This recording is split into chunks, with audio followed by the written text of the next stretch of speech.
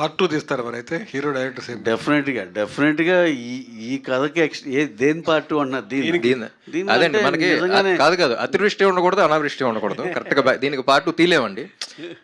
ఈ సినిమాకి పార్ట్ 2 అంట్లా, ఇదే గొప్ప సినిమా అంట్లా, ఇది చాలా ఆనెస్ట్గా తీసిన సినిమా, ఇలాంటి సినిమాలు అంటున్నాం.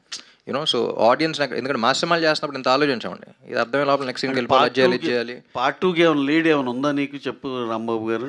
సార్ హీరో రిలీజ్ అవుతారు కదా సినిమాలో యాక్చువల్గా ఉపేందర్ గారు మళ్ళీ అలా బిహేవ్ చేశారు కదా.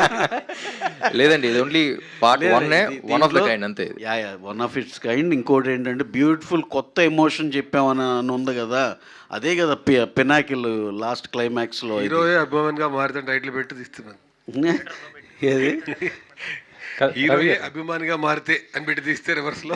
నిజంగా ఆ రోజు ఎప్పుడన్నా దీన్ని నిజంగా ఇక్కడి నుంచి ఇంకో దూరం లాక్కెళ్ళగలిగి బాగా మంచి అప్రిసియేషన్ వస్తే డెఫినెట్గా ఈ కొత్త ఎమోషన్ మీద కూడా ఇంకా ఆలోచించవచ్చు. లేదు, it's generally about honesty and writing. ఆనెస్ట్గా ఒక సినిమా తీద్దాం, ఒక ప్యాషన్తో సినిమా తీద్దాం అనేది.